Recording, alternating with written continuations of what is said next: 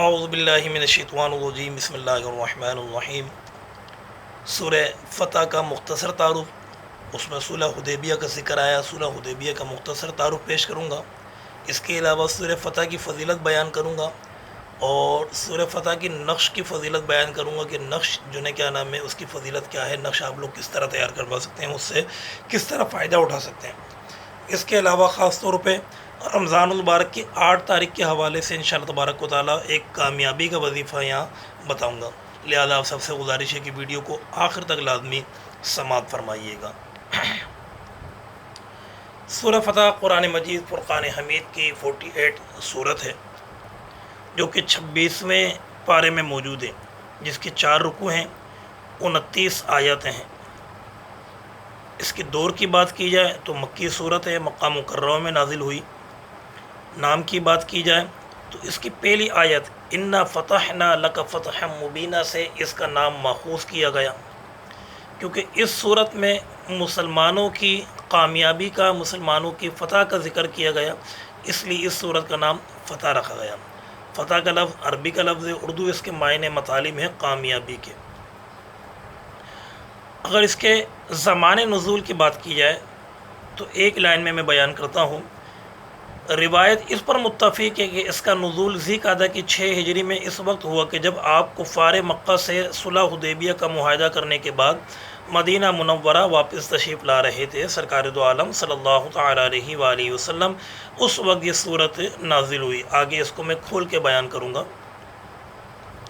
اب اس کا تاریخی پس منظر اگر بیان کیا جائے تو اس کا تاریخی پس منظر یہ ہے کہ مسلمان ہجرت کر کے مکے سے مدینہ منورہ آ چکے تھے، اور مکہ مکرمہ اور خانہ کعبہ کو خاص طور پہ کفار مکہ نے، سرداران مکہ نے مسلمانوں کے لیے بند کر دیا تھا، عمرے کے لیے اور حج کے لیے۔ ایک موقع ایسا آیا کہ سرکار دو عالم صلی اللہ تعالیٰ علیہ وآلہ وسلم نے صحابہ کرام سے ارشاد فرمایا، مسلمانوں سے ارشاد فرمایا کہ ہم نے عمرے کی ادائیگی کے لیے مکہ جانا ہے۔ جو صحابہ کرام علیہم الرضوان تھے تو انہوں نے تو سر جھکا کر سرکار دو عالم صلی اللہ تعالیٰ علیہ وآلہ وسلم کی بات پر لبیک کا وہ تیاری شروع کر دی، مگر مسلمانوں کے اندر بھی کچھ منافقین تھے۔ ان منافقین نے کہا یہ کس طرح جو ہے کیا نام ہے جا رہے ہیں، راستے میں جو ہے کیا نام ہے دشمن بیٹھے ہوئے ہیں، اور خاص طور پہ جب یہ مکے پہنچیں گے ان کو عمرہ کس طرح ادا کرنے دیا جائے گا۔ وہاں سرداران قریش ہیں، مکہ کے جو ہے کیا نام بڑے بڑے سردار ہیں، وہ جو ہے کیا نام ان کے جان کے دشمن ہیں، یہ کس طرح جو ہے کیا نام جا رہے ہیں، خود بھی جو ہے کیا نام ہے نعوذ باللہ مریں گے اور ہمیں ہی مروائیں گے۔ منافقین کے ذہن میں یہ باتیں ہونا شروع ہوئی، انہوں نے چہمہ گوئیاں شروع کر دیں، مگر صحابہ کرام علیہم الرضوان نے تیاری شروع کی۔ اس ٹائم سرکار دو عالم صلی اللہ تعالیٰ علیہ وآلہ وسلم کے ساتھ 1400 صحابہ کرام تھے۔ کتنے؟ 1400 صحابہ کرام تھے، ایک بڑی جماعت تھی، بڑی تعداد تھی۔ آپ جب نکلے اور آپ نے جو ہے کیا نام ہے مدینہ سے منورہ سے نکلنے سے پہلے ایک شخص کو جو ہے کیا نام ہے اپنے قافلے سے آگے جو ہے روانہ کیا، مخبر کے طور پہ، کہ وہ خبر لا کر دیتے رہے کہ کیا منافقین مکہ، کفار مکہ اور مکہ میں کیا جو ہے کیا نام ہے آمد و رفت ہے، کیا معاملہ چل رہے ہیں۔ تو وہ جو ہے کیا نام ہے آ کر بتانے لگا کہ وہ سارے جو ہے کیا نام ہے ان کو معلوم چل گیا مسلمان آ رہے ہیں، اور وہ ننگی تلواریں نکال کے بیٹھے ہوئے ہیں۔ حضور صلی اللہ تعالیٰ علیہ وآلہ وسلم نے فوراً جو ہے کیا نام ہے راستہ چینج کیا، اور راستہ چینج کرنے کے بعد دشوار راستے سے گزرتے گزرتے اس جگہ پہنچے کہ جس جگہ کا نام تھا حدیبیہ، اور وہ ایک سرحد ہے مکہ مکرمہ کی بالکل ساتھ لگ رہی ہے۔ آپ مکہ مکرمہ کی سرحد پر جو ہے کیا نام ہے پہنچ گئے۔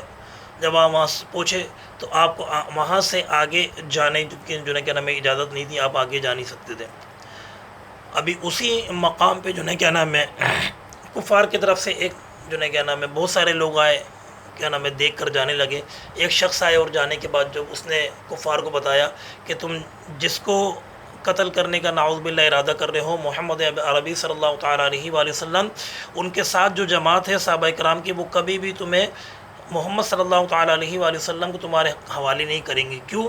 اس نے کہا کہ میں نے بڑے بڑے بادشاہوں کو دیکھا ہے، بڑے بڑے محلوں میں گیا ہوں، مگر صحابہ کرام علیہم الرضوان حضور صلی اللہ تعالیٰ علیہ وآلہ وسلم کا جس قدر ادب کرتے ہیں وہ میں نے آج سے پہلے کسی کا نہیں دیکھا۔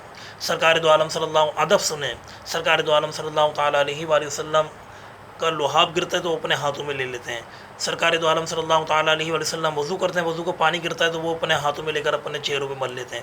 حضور صلی اللہ تعالیٰ علیہ وسلم نے بال منڈوائے تو وہ بالوں کو اپنے آپس میں جو ہے تقسیم کر لیتے ہیں، تبرک کے طور پہ رکھ لیتے ہیں۔ یہ ان کا میں نے ادب دیکھا ہے۔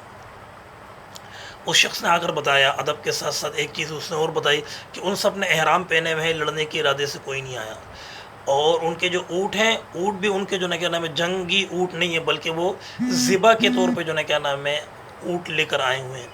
یہ ساری بات بتانے کے باوجود بھی کفار مکہ سرداران مکہ نے الغرض عمرے کی اجازت نہیں دی، اور پھر جو ہے کیا نام ہے دونوں طرف سے ایک معاہدہ ہوا۔ وہ معاہدے کے بڑے نکات ہیں کہ جو ہے کیا نام ہے چند دنوں کے بعد جو ہے کیا نام ہے آپ آ جائیے گا، قتل و غارت نہیں ہوگی۔ اس معاہدے پہ سرکار دو عالم الغرض یہ ہے کہ سرکار دو عالم صلی اللہ تعالیٰ علیہ وآلہ وسلم نے اس معاہدے پر جو ہے کیا نام ہے اتفاق کر لیا، کیونکہ جو حضور صلی اللہ تعالیٰ علیہ وآلہ وسلم کی آگ مبارک دیکھ رہی تھی وہ کسی اور کی آگ جو ہے کیا نام ہے نہیں دیکھ رہی تھی۔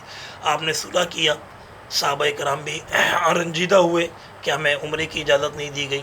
حضور صلی اللہ تعالیٰ علیہ وآلہ وسلم نے صلح کرنے کے بعد ایک صلح نامہ تیار ہوا، کچھ شرائط مسلمانوں کی طرف سے پیش کیے گئے، کچھ شرائط ان کی طرف سے پیش کیے گئے، دونوں کی شرائط ماننے کے بعد ایک صلح ہو گئی۔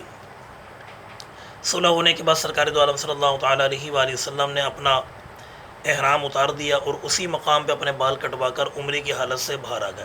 صحابہ کرام نے بھی جو ہے کیا نام ہے اس طریقے کو، حضور کے طریقے کو دیکھتے ہوئے بڑے رنج میں تھے کہ ہمیں عمرہ ادا کرنے نہیں دیا گیا، اور آپ نے بھی یہ عمل کیا۔ حضور نے جب عمل کر لیا تھا، عمل کرنے کے بعد جب آپ لوگ اس صلح مقام صلح حدیبیہ سے جب آپ باہر نکلے صحابہ کرام کی جماعت، تو رنجیدہ تھے، حضور بھی رنجیدہ تھے، صحابہ کرام بھی رنجیدہ تھے، خاص طور پہ حضرت عمر فاروق اعظم رضی اللہ تعالیٰ عنہ رنجیدہ تھے، کیونکہ حضرت عمر فاروق اعظم رضی اللہ تعالیٰ عنہ کا مزاج جو ہے وہ جلالی مزاج تھا۔ آپ کا یہ مزاج تھا ان سے لڑا جائے، صلح نہیں کی جائے، مگر کسی مقام پہ انسان کو صلح کرنا یہ ہمارے نبی صلی اللہ تعالیٰ علیہ وآلہ وسلم کی سیرت سکھاتی ہے۔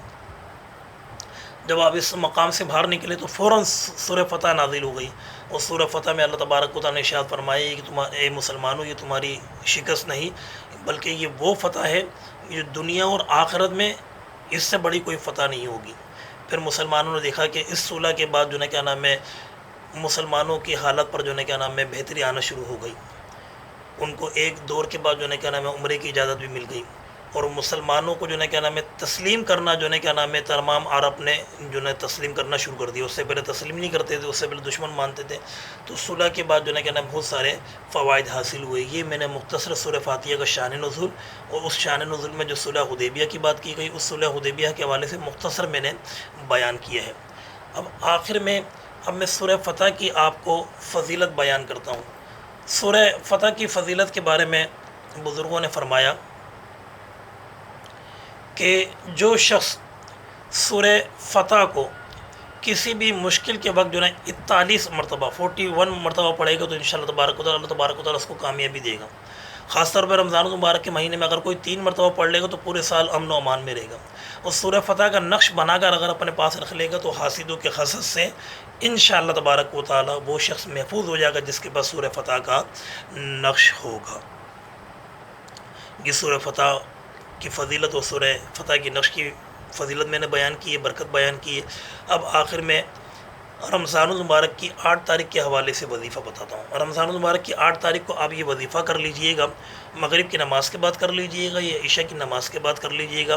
500 مرتبہ یا فتاحو یا فتاحو یا فتاحو، فا تا الف ہا کی آواز حلق سے نکالنی ہے، یا فتاحو 500 مرتبہ پڑھ لیجئے گا۔ اس کے بعد دعا کیجئے گا یا اللہ تبارک و تعالیٰ مجھے زندگی میں کامیابی نصیب فرما۔